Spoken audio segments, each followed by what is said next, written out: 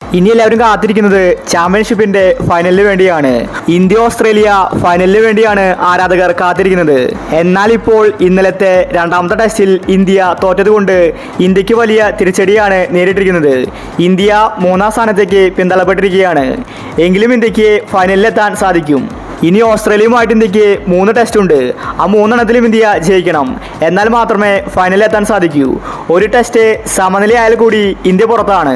അങ്ങനെ വന്നാൽ പിന്നെ മറ്റു ടീമുകളുടെ മത്സരഫലത്തെ ആശ്രയിച്ചായിരിക്കും ഇന്ത്യയുടെ സാധ്യത.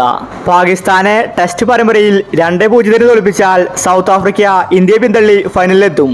ശ്രീലങ്കയ്ക്കെതിരായ പരമ്പരയിൽ 2-0 വിജയത്തിലേക്ക് നീങ്ങുന്നവർക്ക് പാകിസ്ഥാനെ തോൽപ്പിക്കുക പ്രയാസമാവില്ല. അങ്ങനെ സംഭവിച്ചാൽ ഇന്ത്യ ഓസ്ട്രേലിയ ടെസ്റ്റ് പരമ്പരയിലെ വിജയമാവും ഇന്ത്യയുടെ ഫൈനൽ ബർത്ത് നിശ്ചയിക്കുക.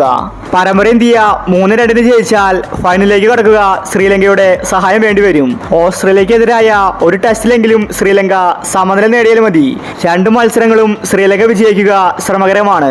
ഇന്ത്യ ഓസ്ട്രേലിയ പരമ്പര 2-2 സമനിലയിൽ അവസാനിച്ചാൽ ഇന്ത്യക്ക് ഫൈനലിലേക്ക് കടക്കാൻ ശ്രീലങ്ക ഓസീസിനെതിരെ 2-0 വിജയിക്കണം. ഇതോടൊപ്പം സൗത്ത് ആഫ്രിക്ക ശ്രീലങ്കയെ 2-0 തോൽപ്പിച്ചാൽ ചാമ്പ്യൻഷിപ്പിന്റെ ഫൈനലിൽ നിന്ന് ഇന്ത്യ പുറത്താകും. മികച്ച ഫോമിൽ കളിക്കുന്ന സൗത്ത് ആഫ്രിക്ക രണ്ടാമത്തെ ടെസ്റ്റിലും വളരെ മുന്നിലാണ്. നിലവിൽ ഇന്ത്യക്ക് 57.36 PCD ആണുള്ളത്. ഇന്ത്യ 3-ാം സ്ഥാനത്താണ്. അപ്പോൾ ഇതുപോലത്തെ ക്രിക്കറ്റ് ന്യൂസിന് വേണ്ടി ഈ ചാനൽ മറക്കാതെ സബ്സ്ക്രൈബ് ചെയ്യൂ.